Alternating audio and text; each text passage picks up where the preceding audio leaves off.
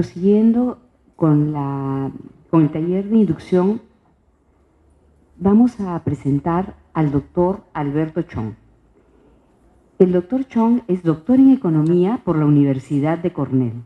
Realizó estudios en el Departamento de Economía de la Universidad de Harvard y es licenciado en Economía por la Pontificia Universidad Católica del Perú. Está especializado en desarrollo económico, economía política, gobernanza y microeconomía aplicada. Actualmente es profesor principal de la Universidad de Ottawa y profesor invitado en la Universidad George Washington. Se ha desempeñado como director, editor y autor de publicaciones en la Revista de Desarrollo de las Américas y como investigador del Grupo de Análisis para el Desarrollo GRADE.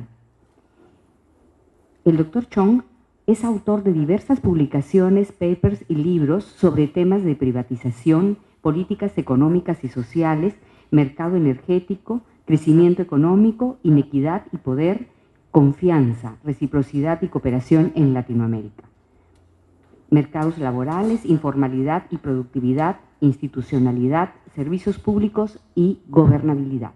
Sin más, dejo con ustedes al doctor Alberto Chong.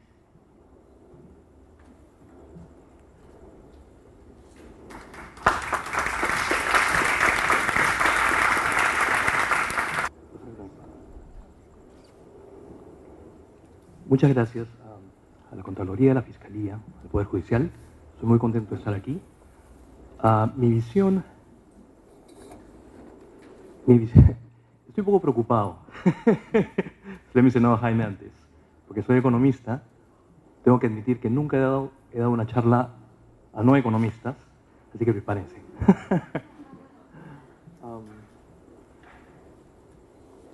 Algo que quiero decir antes que nada es que cuando estaba estudiando en la Católica, yo siempre pensaba que economía era la ciencia de las cosas obvias.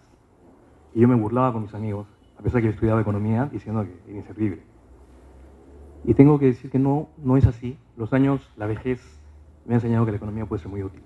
Pero no es que la economía haga cosas obvias. El problema o la ventaja es que la economía es una ciencia, no se llama una ciencia social, que es agnóstica. Y esa para mí es la clave en economía. ¿Cómo se hace? Ok. ¿A qué me refiero con que la economía es agnóstica? Me refiero simplemente al hecho que nada se toma como cierto. Nada necesariamente es verdad. Uno dice, hay que comprar computadoras, ¿no? Porque obviamente si tenemos mejor tecnología, la economía va a crecer más rápido. No hay un solo paper en economía que demuestre eso. Algo que parece algo obvio, ¿no? De ahí lo de la ciencia de cosas obvias, resulta que no es tan cierto cuando uno quiere demostrarlo empíricamente utilizando las técnicas que usan los economistas, ¿no? Econometría, estadística, ese tipo de cosas. Lo mismo pasa con la corrupción. Hay muchos economistas muy famosos que piensan que estudiar la corrupción, y eso es lo que han creído por muchos años, no vale la pena. ¿Por qué? No por cuestiones morales, no por cuestiones de justicia, simplemente porque como economistas nosotros pensamos en eficiencia, distribución. Desde el punto de vista de eficiencia, no es nada claro que la corrupción es dañina. ¿Por qué? Y acá es donde yo sé que ustedes me están odiando. ¿Por qué? Sí, yo sé. ¿Por qué? Si una persona es corrupta y roba, y esa persona distribuye a otra persona, no interesa qué caso exactamente, lo único que puede estar pasando es una redistribución de dinero. Al final, todo el mundo va a comprar, todo el mundo va a comer, no pasa nada. ¿No? Esa es la visión agnóstica de la economía. Pero ustedes me van a decir, obviamente, correctamente, no, hay una cuestión de principio, hay una cuestión de justicia, hay una cuestión moral. Y tienen razón, pero los economistas no piensan así. ¿No? Y mañana voy a hablar un poquito más de eso. Los economistas simplemente piensan, ¿es verdad o es mentira? Eso es todo. Quiero demostrarlo. ¿No? Los economistas empíricos, porque hay otros economistas, los teóricos, que es pura matemática y no se entiende nada. Menos todavía.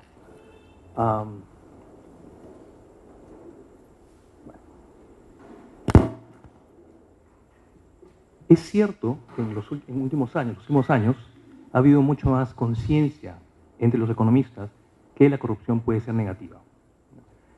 Hay un par de estudios que se hicieron que demuestran una correlación negativa entre corrupción y tasa de crecimiento económico que capturó la atención de los economistas, de muchos economistas. Y esto se ve reflejado además en las políticas públicas, ¿no? y en convenios que se están firmando con mucho más énfasis, ¿no? La ONU, la OCDE, el Banco Mundial, que está lleno de economistas, el Departamento de Justicia de Estados Unidos, todos están haciendo actividades mucho más intensas en relación a corrupción, a control de corrupción.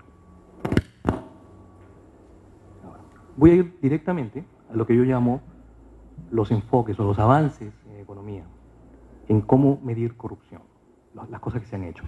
No existe nada realmente sistemático, no existe una regla, no puede existir una regla. ¿Por qué? Porque en economía los economistas siempre pensamos en promedios, en patrones, en tendencias. No pensamos en el daño a una persona, a otra persona. Pensamos en general, ¿qué es lo que pasa? Sube, baja. Está estadísticamente comprobado que eso es lo que ocurre, que cuando hago esto, pasa esto, estadísticamente comprobado. Eso es lo único que le importa a un economista, ¿no? Como disciplina académica. Es un poco difícil sistematizar las cosas que se han hecho en los últimos 5 o 10 años, pero voy a tratar. Y me dijeron que sea muy irreverente, así que voy a ser terriblemente irreverente. Los avances, ¿no es cierto, Marta? Los avances los llamé, un enfoque lo llamo el enfoque Día de los Inocentes. El otro, el enfoque de los sufridos. El otro 007, James Bond. El otro se hace 2 días, mundo conectado y enfoques de mercado. Vamos a ver cada uno de ellos.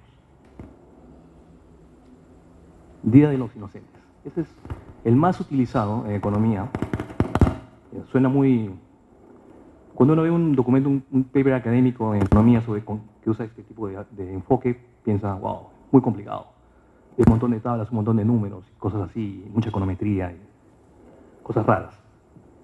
Sin embargo, es muy fácil, es muy sencillo. Lo único que se hace es, hacemos encuestas, digamos, llamados a INEI, y en la encuesta de hogares incluimos una pregunta que dice, de 1 a 10, ¿qué tan corrupto es el país? Esa es la pregunta. Y le preguntan a todos. Sacan un promedio. Perú de 1 a 10 es 3, 4, 8. Y así hacen para un montón de países. Como es tan fácil de hacer, existe ese número para todo el mundo. Todo el mundo tiene ese número. Tanto así que lo que ustedes ven en la televisión, en los diarios, ese es el número que ustedes ven. Perú es más corrupto que Colombia, porque es 7.3 y Colombia es 7.2. Eso es basado en encuestas, en ese tipo de encuestas. ¿Okay? Y cuando uno hace análisis econométrico se encuentra ciertas cosas y está bien, ¿no?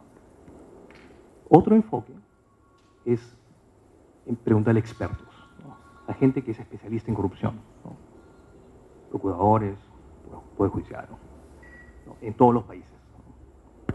Pero hay un pequeño detalle, y los economistas son siempre muy detallistas, les encanta ser detallistas. Siempre piensan en otras alternativas. Y el primer problema es, ¿quién es un experto? Es bien difícil saber, ¿no? Por ejemplo, tendría cierto sentido preguntarle a periodistas, ¿no? ¿Qué piensan? ¿Cuánta corrupción hay? Pero los periodistas tienen su propia manera de ver las cosas, que no necesariamente es la que uno quiere entender, la que uno quiere ver.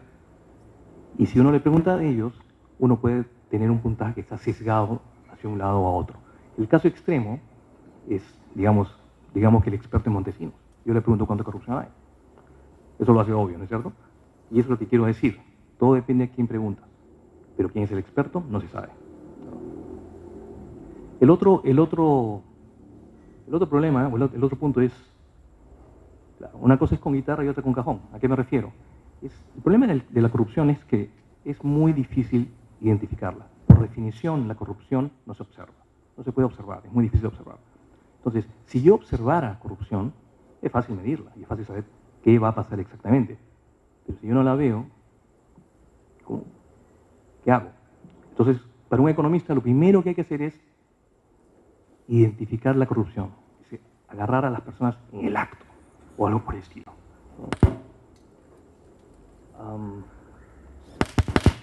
Cuando uno usa estas medidas tradicionales,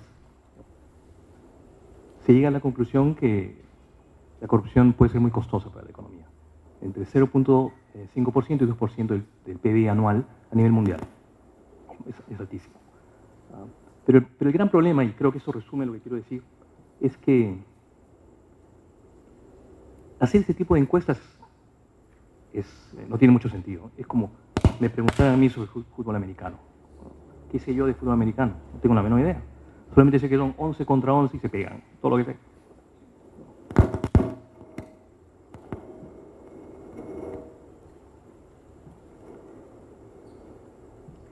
Simplemente como un ejemplo, a pesar que le he estado dando duro a este enfoque, esto es lo que más hay. Y hay muchos ejemplos. Tengo este caso de Suharto, en Indonesia, y esto también ilustra un poco lo que quiero decir. Luego de la caída de Suharto en el 98, todos decían que la corrupción en Indonesia había aumentado. ¿Por qué? Y había una lógica, tenía sentido. ¿Por qué? Porque ahora que no hay control, que el aparato estatal no está totalmente dominado, donde Suharto recibía rentas de todos lados, ahora cada uno bailaba con su pañuelo y se la llevaba al bolsillo, ¿es cierto? Y eso se refleja en el ranking de transparencia internacional, en el puntaje, que de 2, que significa muy alto, bajó a 1.5. Lo que pasa es que se lee al revés, ¿no? 0 significa mucha corrupción en el caso de transparencia y 10 significa muy poca corrupción. O sea, en el caso de transparencia, ellos encontraron que subió. Pero ellos hacen lo que estoy diciendo yo, preguntan a la gente, o preguntan a los periodistas, o quien sea. Pero lo obvio es, si ya no está Suharto, la prensa empezó a reportar más corrupción, porque ya no había control de información. Entonces es totalmente debatible si la corrupción subió o bajó, ¿no? Y esto es muy normal, pasa mucho. El segundo enfoque es la encuesta a los sufridos. Esto es una variante del anterior. También usamos encuestas, también vamos a ENEI, ¿no? Y utilizamos encuestas de hogares o encuestas a firmas, pero la diferencia está en que preguntamos a aquellos que sufren coimas, no a expertos. Y es diferente porque si ustedes se ponen a pensar, si uno tiene que pagar coimas, o uno paga coimas, uno realmente no tiene problemas en decir, sí, tengo que pagar. No hay este problema. Es un poco diferente, ¿no es cierto? Y este es un enfoque que tiene un poco más de sentido. Sobre todo lo ha desarrollado mucho el Banco Mundial y tiene encuestas a nivel mundial, ¿no? Para todos los países, sobre todo a nivel firmas, donde tienen estas preguntas. ¿Usted paga coimas? ¿Paga por A, B o C motivos? ¿No? Hacen ese tipo de cosas, ¿no? Acá tengo un ejemplo de un estudio que se hizo hace 3 años en Uganda, donde, como digo, simplemente se le preguntaron a las firmas cuánto pagan por coimas, y en promedio era $88 por trabajador, que era el 8% de los costos, que es bastante alto.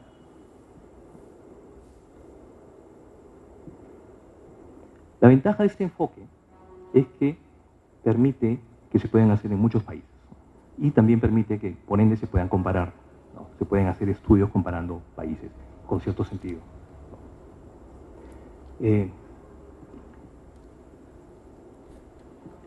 El banco, sí. Claro, hay dos encuestas grandes.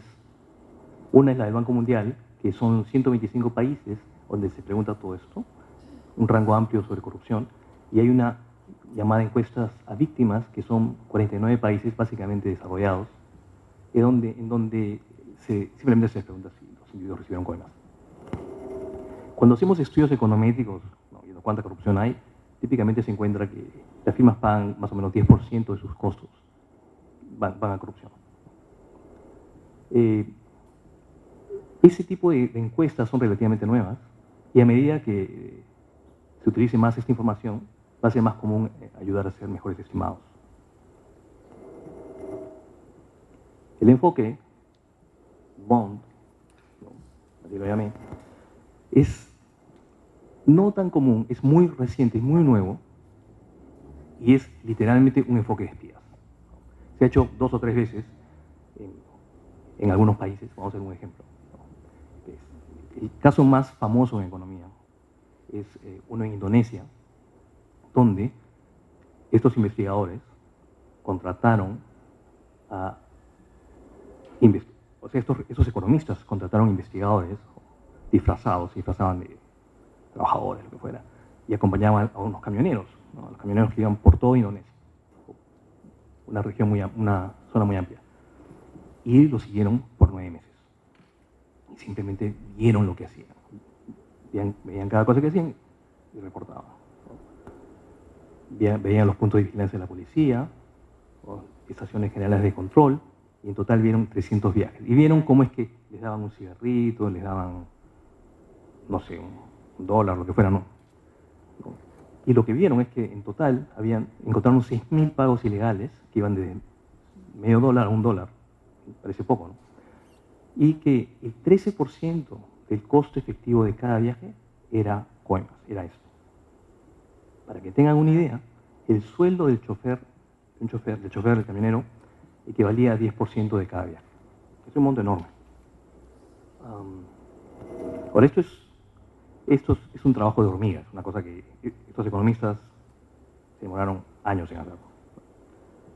¿Y por qué lo hacen? Porque no es porque quieren ayudar al gobierno, es totalmente académico, es porque quieren publicarlo. Hay otro ejemplo, que es también el seguimiento espía, que se hizo a agentes de aduana en puertos en Mozambique y en Sudáfrica. Hicieron lo mismo, ¿no? Eran 2 investigadores, y esta investigadora que estaba haciendo su doctorado en Harvard se puso, que es ella de hecho, Sandra Sequeira, se puso a buscar, a seguir a esta gente en los puertos. Y simplemente estaba detrás de ellos. Y miraba y preguntaba. Y ellos, la gente de los puertos, sabían que ella estaba allí para ver corrupción. Y no les importaba. Pero por eso he puesto la foto de ella acá, para que vean por qué no les importaba. Se tienen que reír acá. Las coimas representaban en este estudio el 14% de los costos de embarque de un contenedor en Mozambique y 4% en Sudáfrica. Ahora, obviamente, el extremo. En economía, aunque no lo crean, un paper súper famoso porque es súper preciso en medir el costo de la corrupción. ¿Por qué? Porque era tan bueno, como ya sabemos, grababa todo.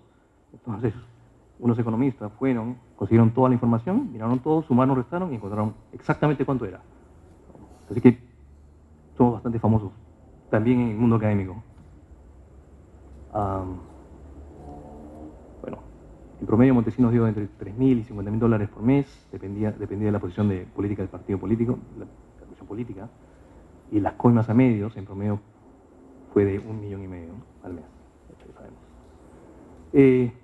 Hay otro enfoque que llamamos el enfoque 2 vías, que es simplemente realmente comparar 2 medidas de la misma cosa, ¿no? Tengo 2 ejemplos. Un ejemplo son becas educativas en Uganda, y lo único que se hacía era, bueno, es bastante complicado, bastante engorroso. Lo que se hacía era, se veía cuánto entregaba el gobierno a las municipalidades por un periodo de tiempo, en detalle, pero también se iba a todas las municipalidades y se veía cuánto se recibía. Y se comparaban las 2 cosas. 87% se perdía. Luego, cuando se publicitó este resultado, ¿no?, en los diarios, el chorreo, la corrupción, bajó a 20%. Lo increíble es que, a pesar de eso, la corrupción seguía siendo 20%. El problema de este enfoque es que se necesita muy buena contabilidad. Realmente hay que tener todo muy claro, y esto es muy inusual en un país en desarrollo. Y la otra ventaja es que es replicable en otros ambientes, en otras situaciones. Y este es uno similar. También es en Indonesia. Aquí simplemente lo que se hacía se comparaba las coimas reportadas, lo que decían los camioneros que ellos daban como coimas, ¿no? Es una extensión del otro paper, ¿no? lo que reportaban los camioneros, ¿no?, contra lo que veía la gente, para todos los viajes, por todo ese periodo. Y se encontraba que las coimas reportadas eran el doble de las coimas observadas, ¿no? Y esto regresamos al enfoque inicial, el enfoque Día de los Inocentes, ¿no? Porque me lo dice creo. Entonces allí vemos que lo que dice la gente no necesariamente es creíble. Claro que en este caso específico había un incentivo a sobrereportar, ¿no?, porque si ellos decían que habían tenido que pagar coimas, les sea reembolsado. Entonces, quizás por eso hay este exceso, esta gran diferencia. Un tercer ejemplo de este enfoque dos vías es ver la evasión de impuestos en China, donde se comparaban exportaciones e importaciones. Lo que se exportaba de China, en este caso a Hong Kong, me parece, sí, a Hong Kong, por cada partida, al detalle, ¿no?, valores, cantidad de designación de productos, ¿no? Y además, sí, los investigadores fueron a Hong Kong y vieron la importación de productos y compararon lo mismo, ¿no? Y se encontró que los productos con impuestos más altos estaban asociados con 40% de evasión, ¿no? La otra cosa que se encontró es que pasa mucho, los productos empiezan a cambiar, ¿no? Si te dicen que hay 100 kilos, solamente hay 80 kilos, ese tipo de cosas.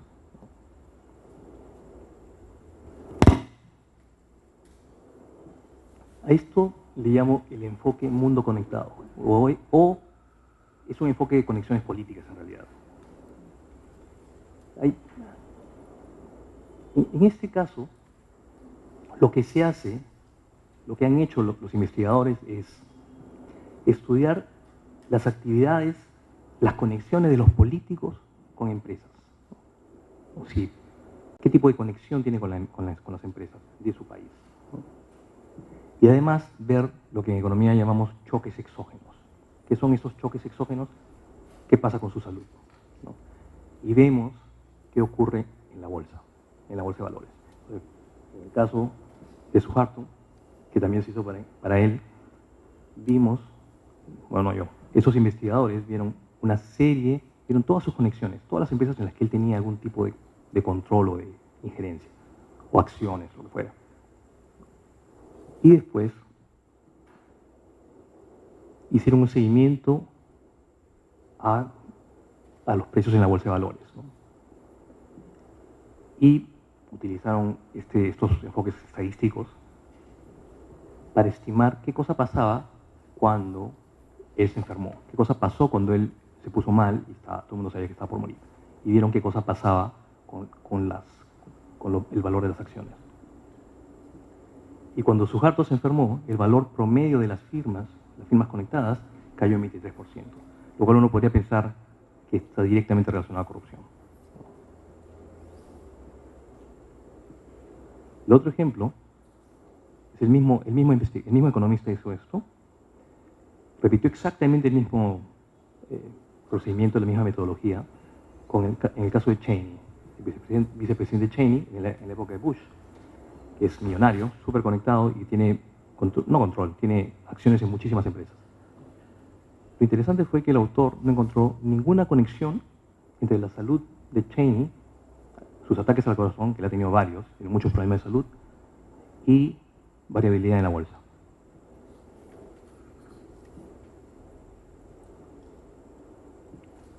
Un tercer ejemplo, que sigue el mismo estilo, la misma metodología de estudio, es uno que hizo una economista italiana a 47 países y a 20.000 firmas, y acá también encontró una conexión política, la definió como miembro del directorio o accionista. Si el político era miembro del directorio o era accionista.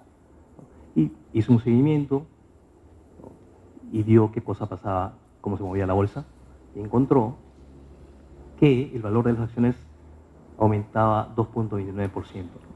Pero lo interesante es que cuando esta persona dividía la muestra entre países ricos y países pobres, ella encontraba que todo el impacto, toda la corrupción, todo el movimiento de la bolsa se debía a lo que pasaba en los países pobres, a los países en desarrollo, no a los países ricos. Es decir, encontró el mismo resultado que vimos anteriormente. ¿no? En Indonesia hay un gran impacto en cambio en valores en la bolsa. En Estados Unidos, supuestamente un país menos corrupto, no hubo. Él encontró lo mismo cuando hizo una cosa para 47 países. ¿Ya se aburrieron? Ya me estoy preocupando. Ya voy a terminar. Si quieren lo termino ahora. Enfoque de mercado.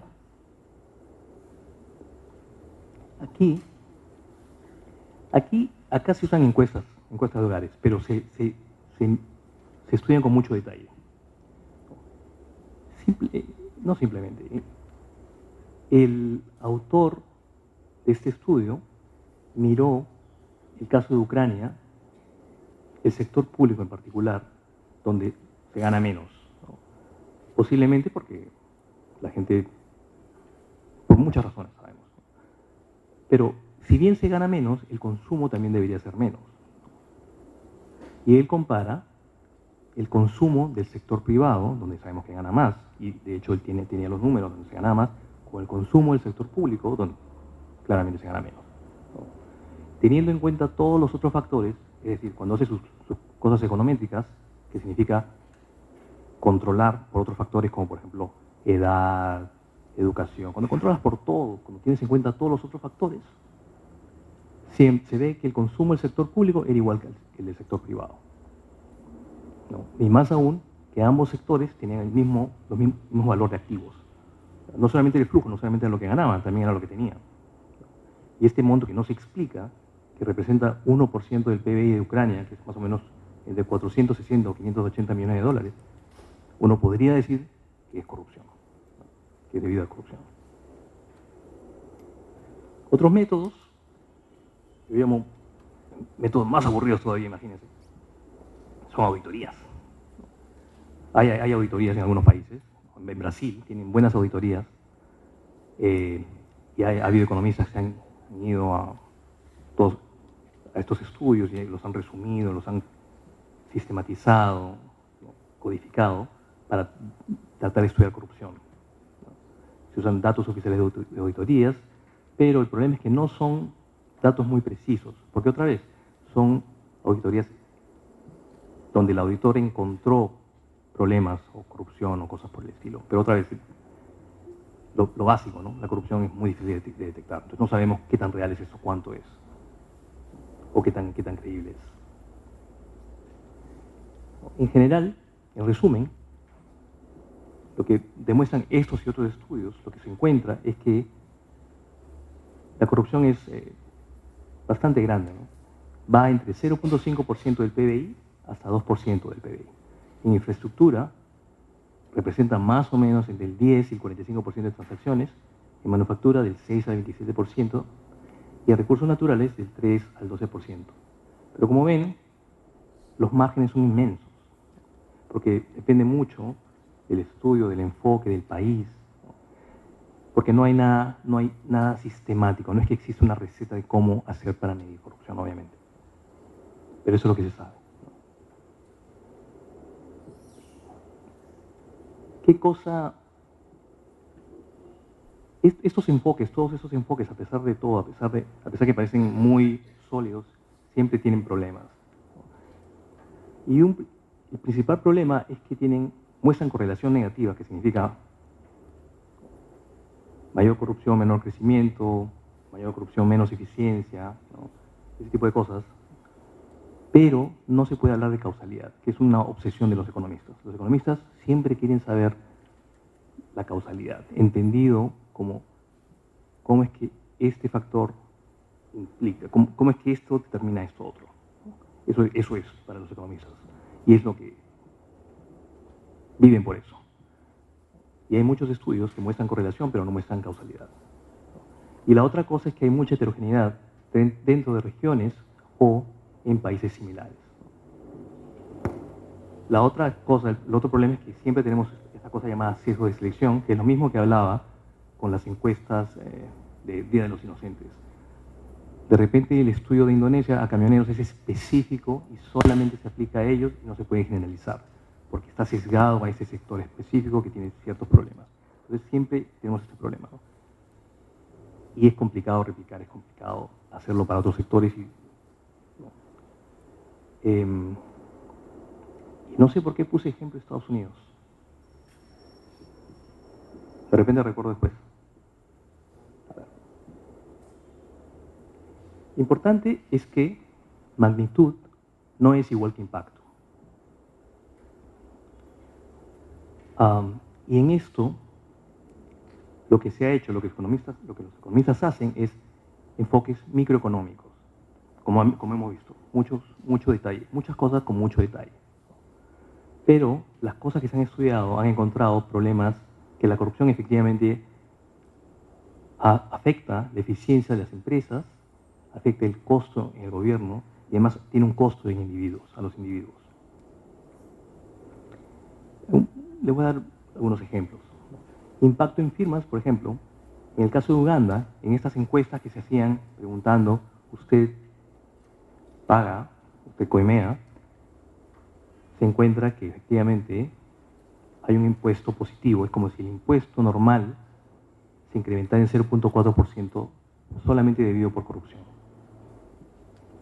En el caso de Camboya también se han encontrado cosas, ¿no? Por ejemplo, hay esta incertidumbre política entre los gobernadores, ¿no? Es una cosa un poco compleja, y esta incertidumbre ha traído como consecuencia menor inversión, ¿no? 5%, pero los gobernadores están afiliados a partidos políticos donde se sabe que uno es muy corrupto y el otro no. Y ese 5% se puede atribuir directamente al hecho que el gobernador del partido corrupto no es elegido. En el caso de Mozambique, que es el que vimos hace un rato, lo que ocurre, a mí me parece muy interesante, es que lo que hacen los barcos, lo que hacen los transportes es no ir al puerto más cercano, que además es más barato, para evitar pagar corrupción. Lo que hacen es toman una ruta mucho más larga y mucho más costosa, 47% más alta. En vez de hacerlo de Maputo, que está acá,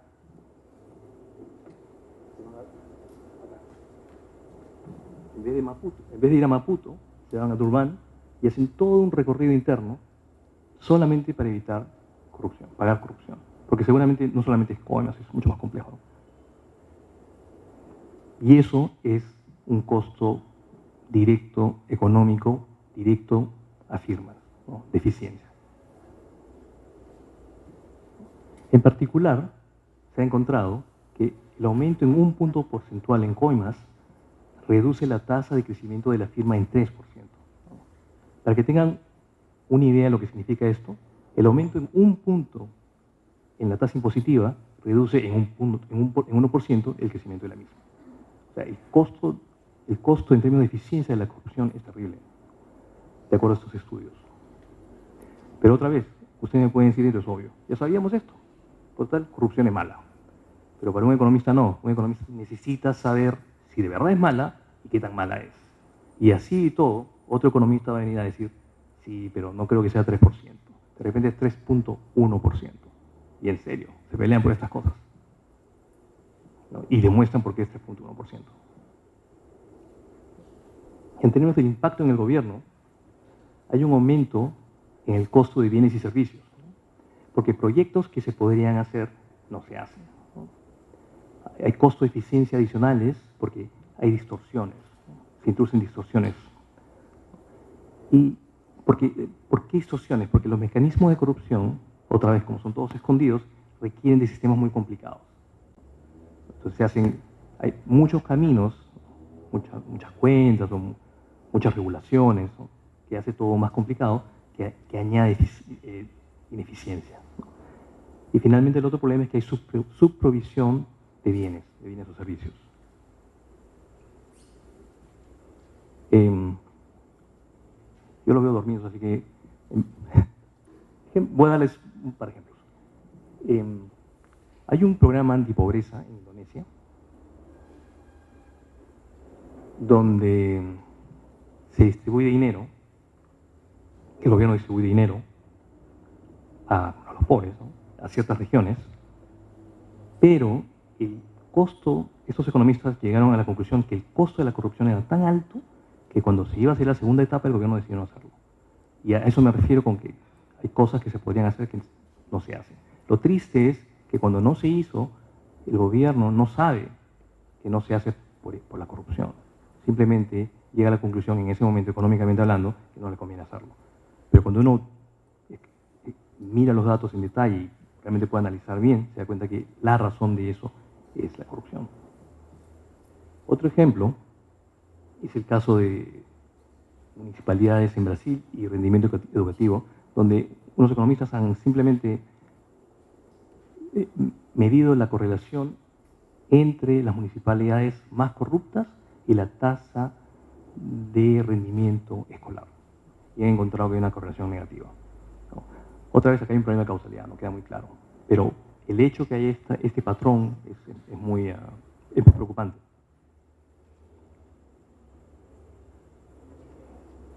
Otro tema es el problema de externalidades.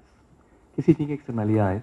Que además de afectar, que la corrupción, además de afectar lo que afecta directamente, también trae otro tipo de efecto, que puede ser negativo o positivo. Típicamente es negativo, ¿no? Un efecto adicional.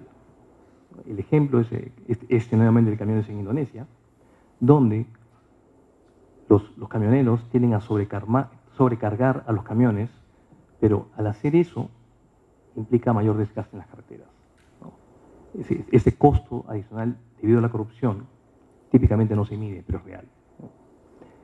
Y de hecho me parece que las carreteras tienen una duración de 5 años menor a lo normal, que es 15 años. Otro ejemplo es brevetes en India, donde se hizo un experimento y unos economistas dieron la oportunidad de dar dinero a agentes para que los individuos sacaran sus brevetes sin tener que ir a hacer los trámites. Lo que se hace aquí, probablemente, ¿no? Esto de tramitadores, básicamente. Pero el problema era que al hacer esto, gente no calificada sacaba brevetes sin pagar. Que yo sé que no es una sorpresa, pero a la gente que hizo esto fue una gran sorpresa, ¿no? Porque vieron que gente que no sabía manejar tenía brevetes, ¿no? Y pagando un adicional se lograba el objetivo, a pesar que esto contradice el objetivo público, ¿no? Y otra vez, es un costo real al gobierno. También hay un impacto directo en individuos, ¿no? Hay un estudio en el Perú donde gente pobre que ha sufrido mucho es gente que además tiende a coimear más.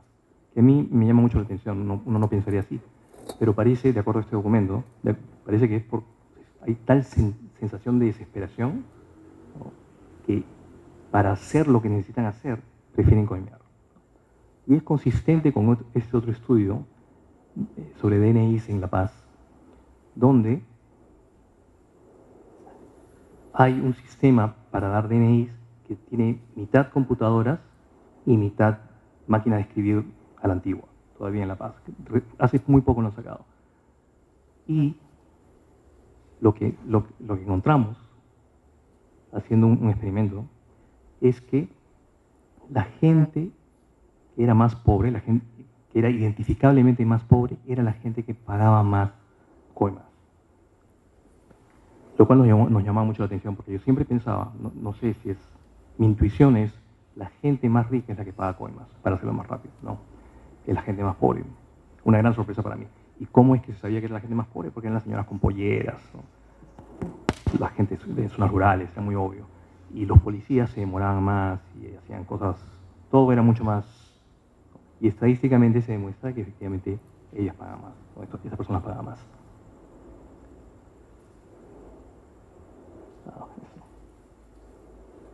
Un tema súper importante en corrupción, que todo el mundo menciona, es transparencia. ¿Cómo reducir la corrupción?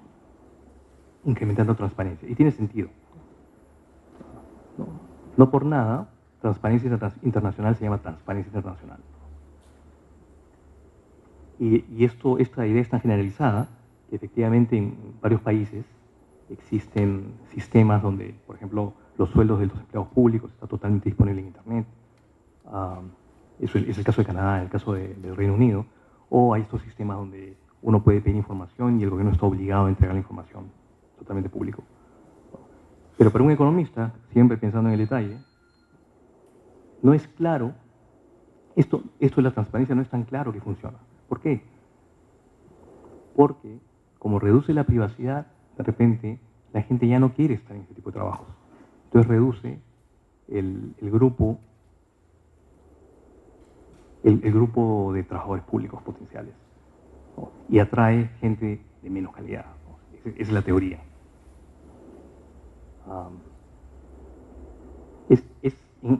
No me parece que sea una teoría que tiene mucho sentido, pero existe todo un documento y varios documentos que hablan de este tema, ¿no?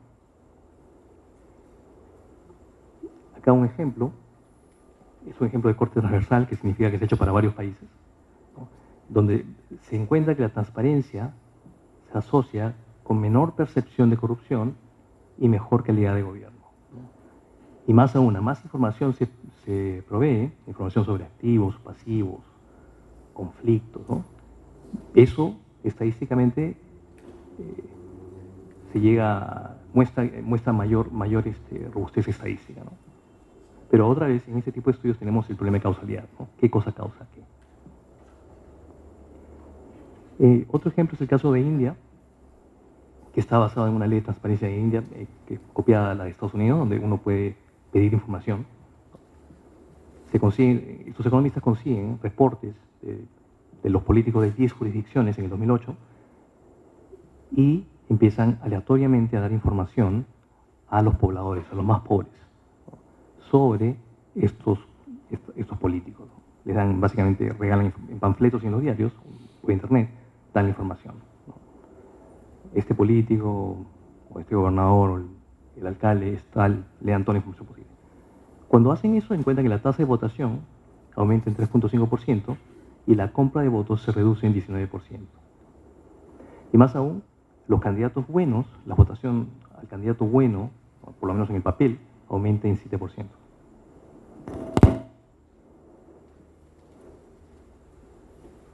Y bueno, ¿cuánto tiempo tengo?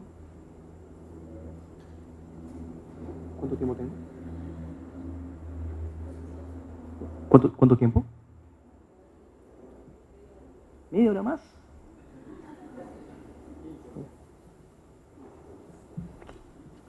Están durmiendo. Bueno, eso no. Otra cosa sobre corrupción es el problema de corto y largo plazo. Un programa anticorrupción puede estar muy bien diseñado, puede funcionar muy bien, pero el gran problema es que no hay garantía que vayan a durar, ¿no? Lo cual es muy deprimente, ¿no? Pero eso es lo que han encontrado muchos investigadores. En India, por ejemplo, había un programa de ausencias injustificadas de enfermeras y se desarrolló un sistema muy bueno, ¿no? de control. Pero las enfermeras encontraron el truco, ¿no? Y encontraron la manera de saltar el sistema de control.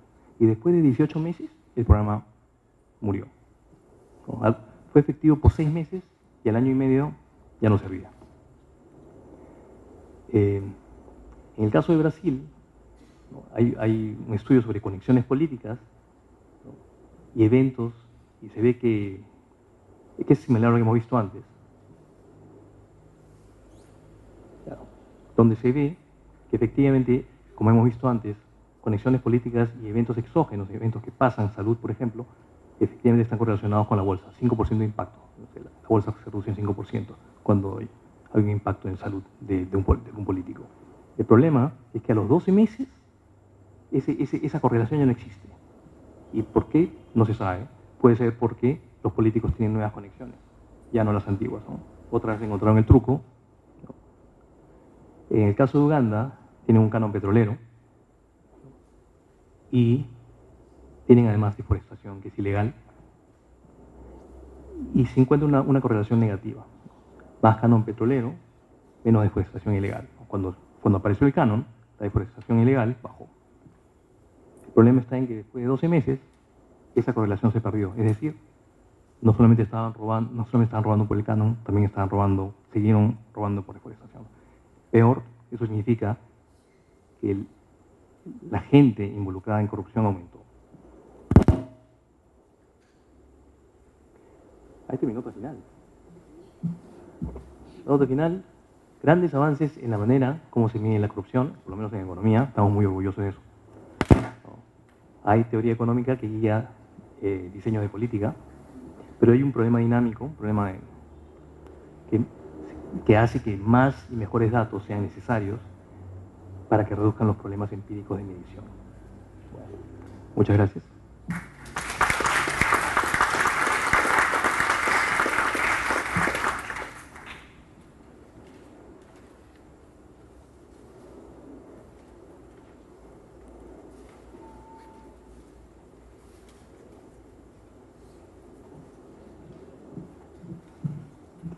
¿Hay alguna pregunta que los participantes quisieran hacer al expositor o a los expositores?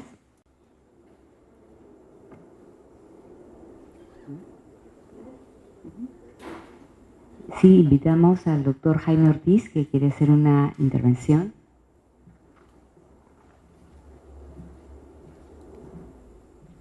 Hemos hablado bastante, Alberto, sobre el tema de la correlación, que es un término que se usa mucho en economía. Y más bien la búsqueda parece del cáliz sagrado es la causalidad, que pocas veces se descubre. Pero en derecho tenemos algunas teorías modernas que inciden sobre la teoría del daño, básicamente. En Argentina creo que hay bastante de esto, que se menciona que el interés debe ser en tema de daños, y espero que Jalilla me ayude también a resolver ese problema. Se debe ponderar mucho y dar importancia más a indemnizar a la víctima que a buscar la causa del daño. Obviamente esto tiene que ser ponderado, no podemos llegar a extremos con lo cual llegamos al absurdo.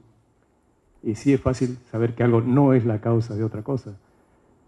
Pero bajo este sesgo, bajo este peso que se da al tema de procurar indemnizar a la víctima, y en este caso a nosotros nos preocupa mucho indemnizar al Estado por los actos de corrupción, quizás sí haya una posibilidad, un camino que pueda unir estas perspectivas que parecen tan disímiles, la económica con la jurídica, en que jurídicamente estamos muy preocupados por indemnizar a la víctima y económicamente, si bien no encontramos la causa, pero sí encontramos correlaciones. ¿Consideras, Alberto, cabe alguna esperanza que en virtud de estas correlaciones y este interés en indemnizar a la víctima por acto de corrupción, podamos eventualmente diseñar algún día algún sistema para cuantificar el daño, por lo menos en términos gruesos, promedios, estándar, que es lo que usan los economistas, para indicar que estas correlaciones que suelen aumentar la corrupción en los países, que suelen disminuir la cantidad de dinero que tienen los estados para invertir, para sufragar gastos, para dar subsidios, todo eso eventualmente podría ser redistribuido como un costo de la corrupción para los casos concretos que manejamos en la Fiscalía, en el Poder Judicial y en Procuraduría de la Contraloría. ¿Crees que cabría alguna posibilidad de hacer esto? Te cedo la palabra, Alberto.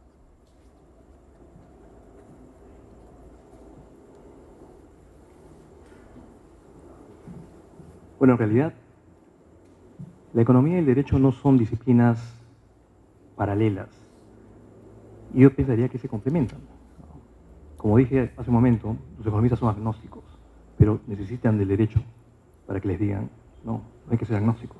Hay una línea moral, hay una línea de justicia que hay que tener en cuenta.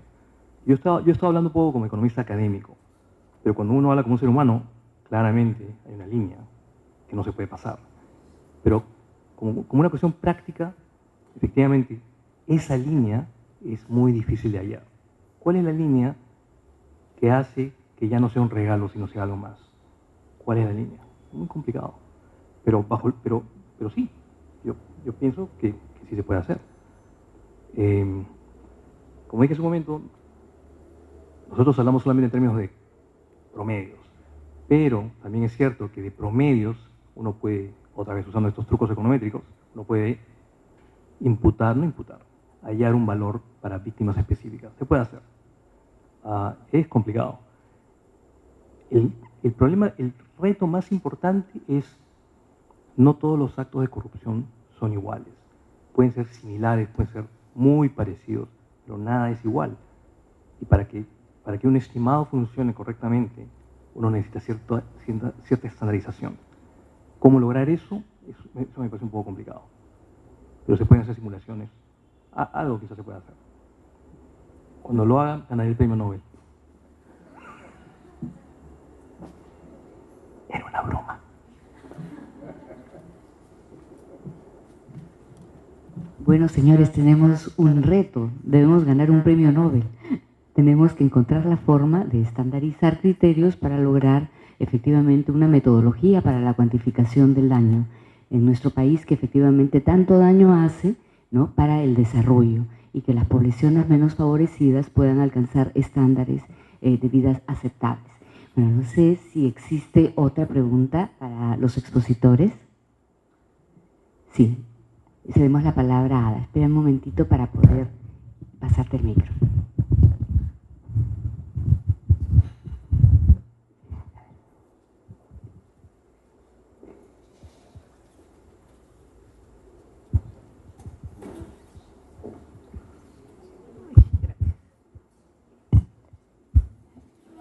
Buenas noches. Mi pregunta va para el doctor Germán Silva. En Colombia tengo entendido que existe también un convenio tripartito, no académico como en el caso nuestro, pero sí un convenio entre el Ministerio Público, el Poder Judicial y la Contraloría del Estado, que permite un trabajo en conjunto de ciertos casos relevantes, significativos, de corrupción, ya con el fin de economizar tiempo, economizar gastos y trabajar complementariamente cada una de estas instituciones con la debida autonomía y el respeto por cada una de las entidades. Mi pregunta va en esa línea, saber si estas fórmulas que usted nos hizo mención son utilizadas por estas entidades, en qué momento la utilizan, y si fuese así, ¿quién es el llamado en primer orden a definir la cuantía del daño? ¿La Contraloría, el MP o el Poder Judicial en las resoluciones finales? Gracias. Bueno, sobre la primera parte le diré que en realidad no hay un acuerdo entre el sector judicial, la Fiscalía y la Contraloría. Muchas veces se ha planteado la conveniencia en ese sentido, porque finalmente buena parte de la actividad es la misma. Son juicios de responsabilidad distintos, el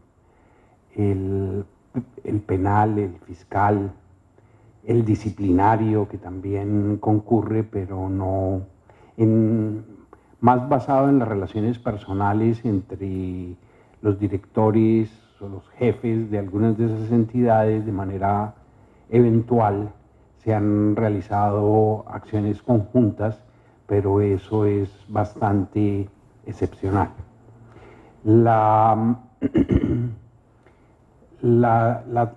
fórmula o las fórmulas que se explicaron en términos generales sí son utilizadas. En el escenario judicial, particularmente el Consejo de Estado, que es el máximo órgano jurisdiccional en el ámbito de lo contencioso administrativo, pues recurre a ellas con muchísima frecuencia, pero en términos generales pues también lo ha hecho la Corte Suprema de Justicia, no solamente en el ámbito penal, sino también en el civil.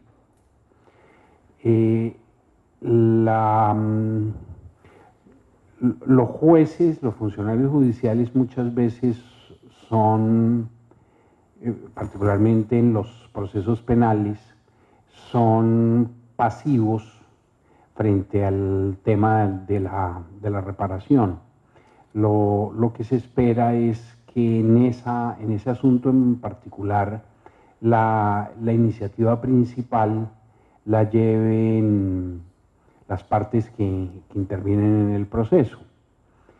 La verdad es que hasta hace muy poco tiempo las entidades públicas involucradas en hechos de corrupción no solían concurrir a los procesos penales. También hasta hace muy poco tiempo la Contraloría General de la República, a pesar de que tenía las facultades legales para hacerlo, tampoco lo hacía.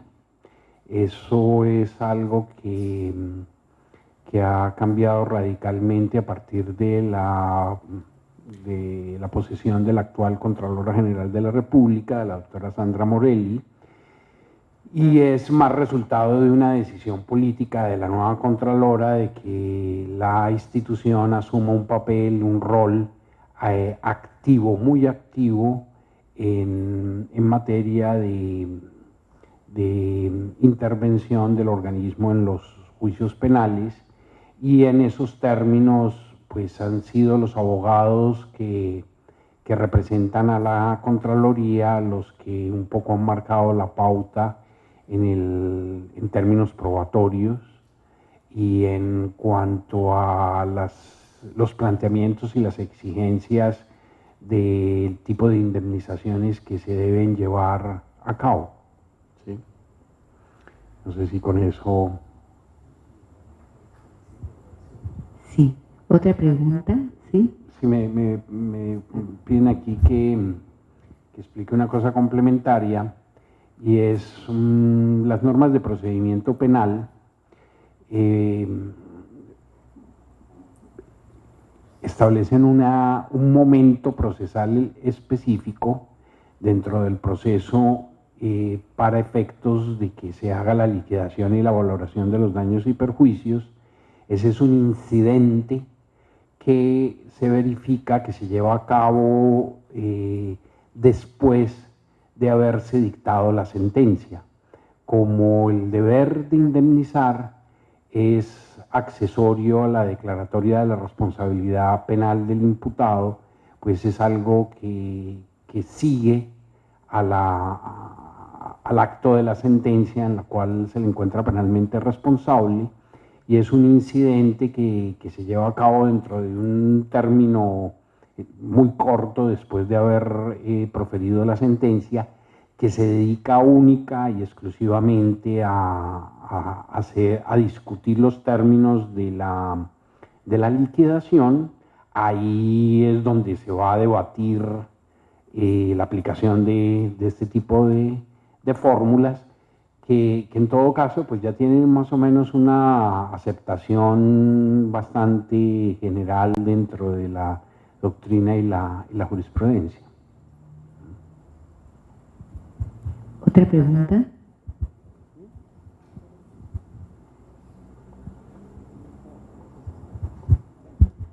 Doctor Silva, la fórmula o las fórmulas que usted nos indicó parten de números específicos, ¿no? Como base de renta histórica, que es relativa a la suma de dinero defraudada, o a la renta actualizada, que se actualiza con el IPC, ¿no es cierto? Y ese tipo de cosas.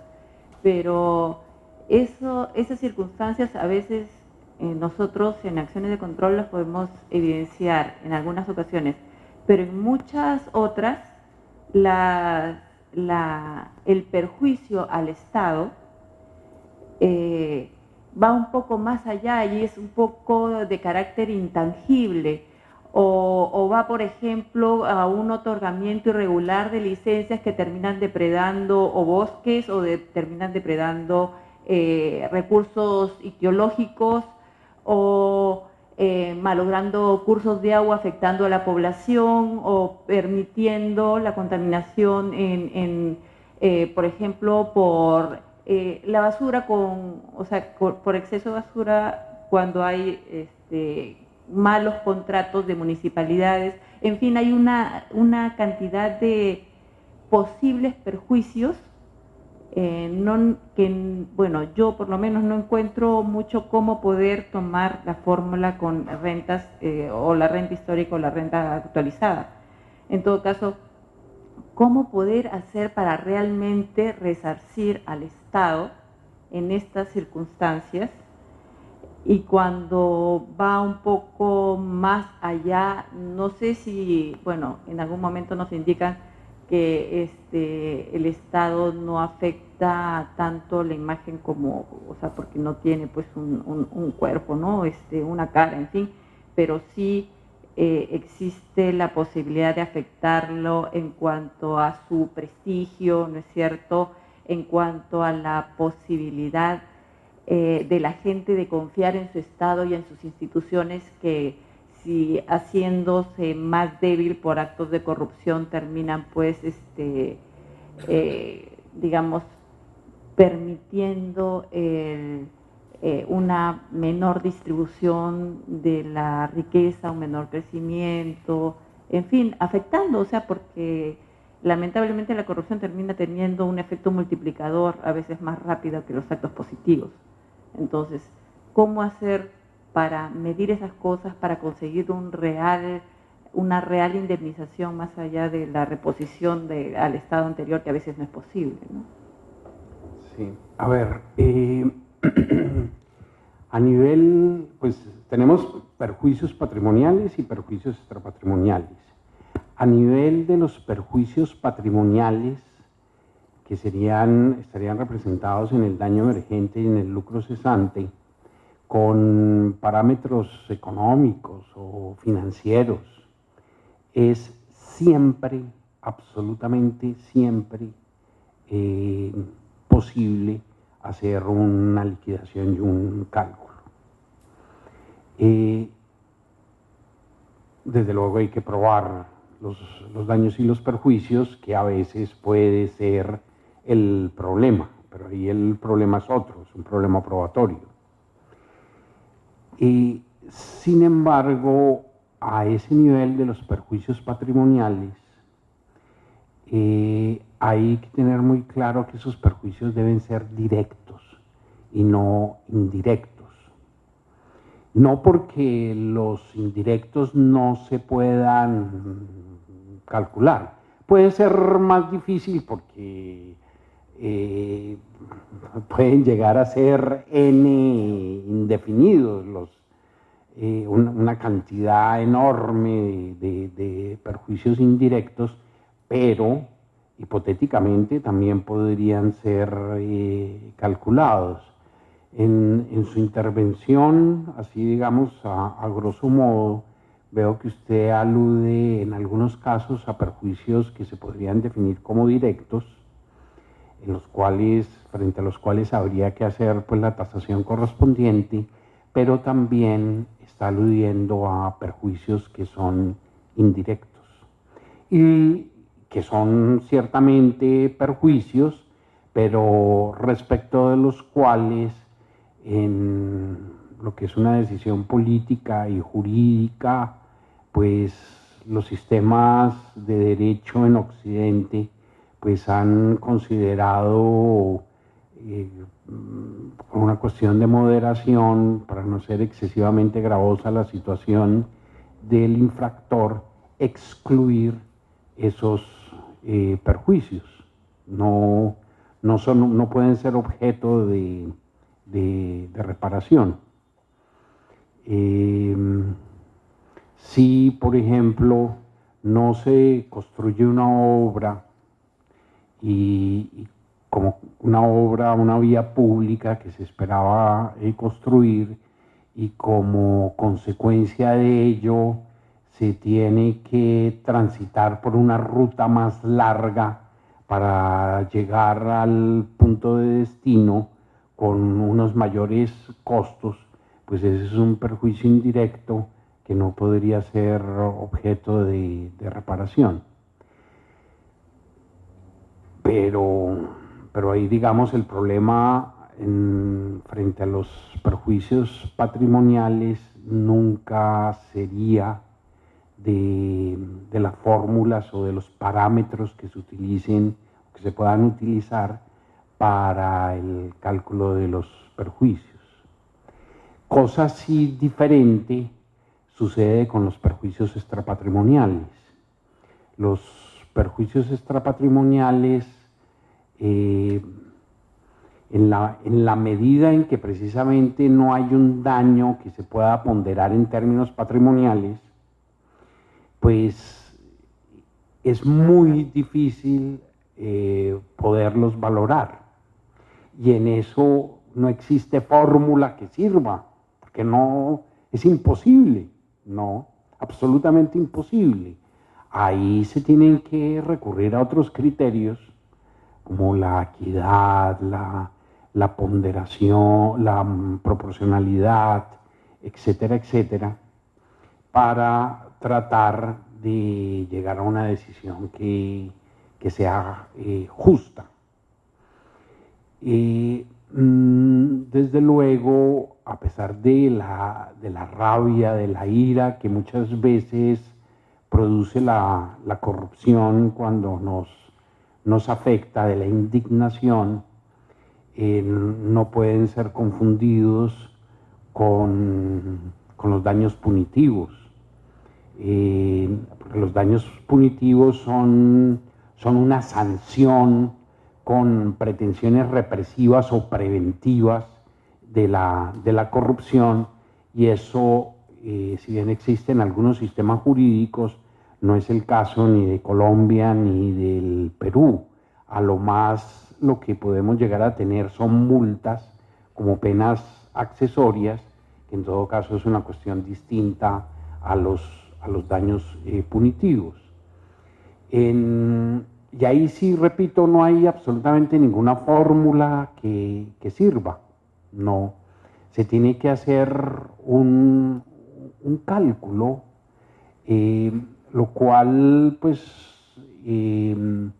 no creo que sea, digamos, ni más ni menos arbitrario o injusto de lo que hacen los funcionarios judiciales y en términos generales los operadores jurídicos cada vez que tienen que tomar una decisión.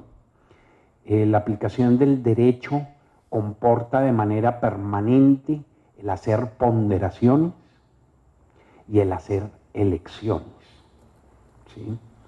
Y siempre tenemos que elegir entre un mínimo de una pena, entre un máximo de una pena.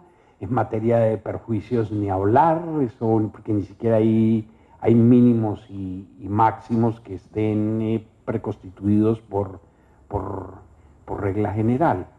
La cuestión está en hacerlo en aplicación de unos criterios de manera transparente, es decir, haciendo explícito cuáles son los parámetros que se utilizan para hacer la ponderación. En el caso colombiano, para efectos de probablemente evitar extralimitaciones, pues se han establecido unos topes máximos para la condena indemnizatoria por perjuicios extrapatrimoniales, que es fijada por la jurisprudencia.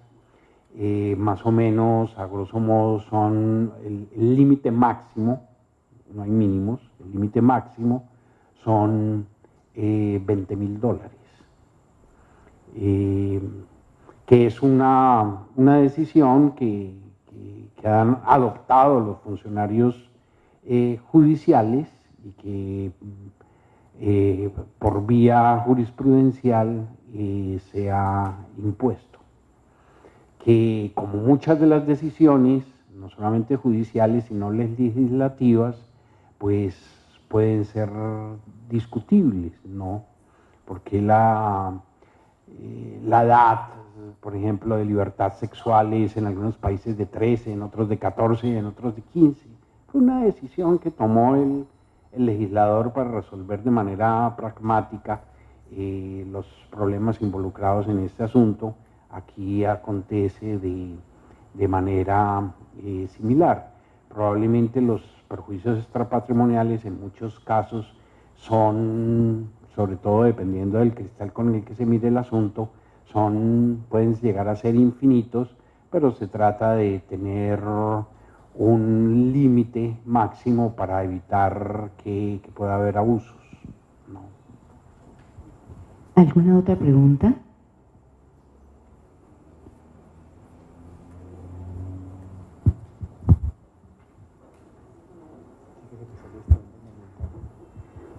Una consulta, doctor Silva.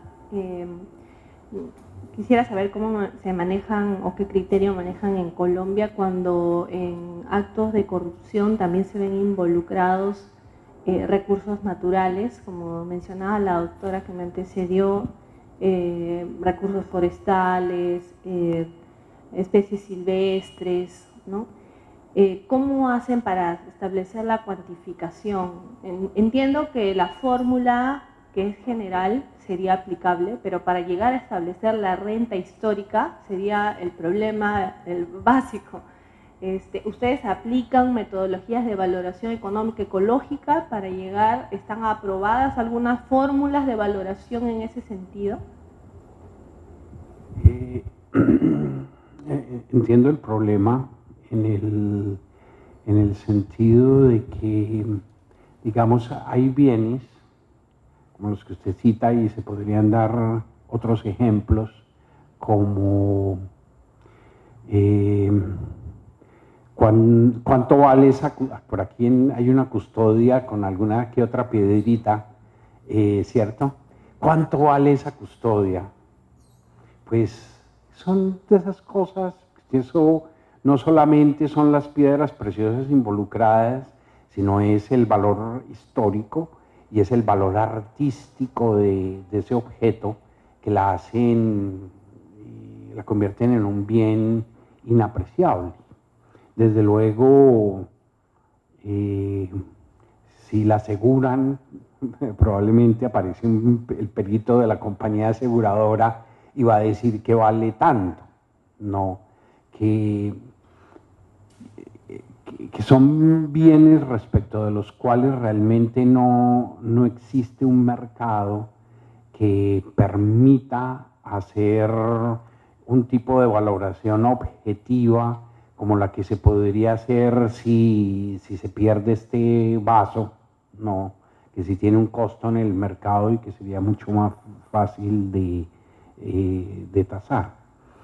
Me temo que, con toda franqueza, que en ese tipo de situaciones lo que hay son decisiones que pueden tener algún tipo de justificación, que involucran una valoración económica, pero que fácilmente pueden llegar a ser discutidas como que son arbitrarias o no. Y ya específicamente con relación a los recursos naturales, me temo que en Colombia lamentablemente no existen parámetros avanzados como los que usted plantea para hacer esa clase de tasaciones. Otra pregunta. Doctor Chong,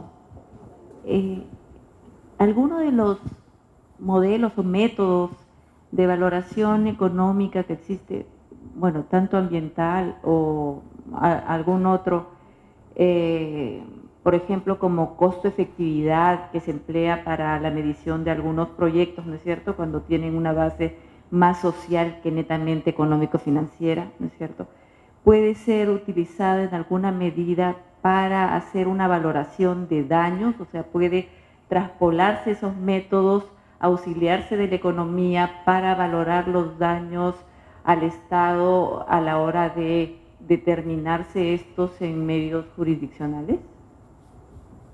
¿En qué medida, no? En principio sí se puede hacer. El problema es la precisión. Todos los estudios que existen en economía hablan de promedios. En promedio tal cosa, en promedio tal otra cosa. Y la otra cosa que usa economía mucho son supuestos. En los modelos de medición que tú mencionas, hay también supuestos, ¿no? Las tasas, lo que nosotros llamamos tasa de descuento, ¿no? Los retornos sociales también implican ciertos supuestos. Todas esas cosas, si son razonables, se pueden imputar en un modelo econométrico y se puede bajar a nivel individual y sí se puede estimar un costo específico.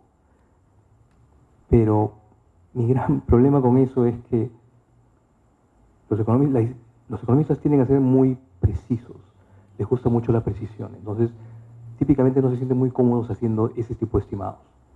Pero el mundo real es el mundo real y si se necesita algo así, se puede hacer, ¿no?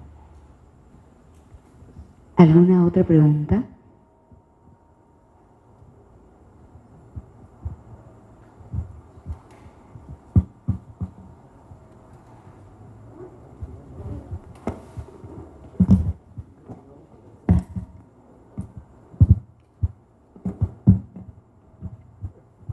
Doctor Silva, doctor Chong, les agradecemos muchísimo por todos los conocimientos compartidos en esta noche. Al doctor Ortiz, procurador de la Contraloría General de la República, le agradecemos por toda su participación y organización y plantear un tema tan importante y tan vigente, ¿no? ¿Cuál es el tema de la cuantificación del daño? Bueno, hemos concluido la jornada del día de hoy y el día de mañana esperamos a todos en el Hotel Soneste El Olivar a las 6:30, donde continuará el segundo día o la segunda jornada de la Semana Internacional de la Ciudad de Lima, en el marco de la segunda diplomatura de especialización en gestión pública y sistemas anticorrupción. Muy buenas noches a todos y demos un fuerte aplauso a nuestros expositores.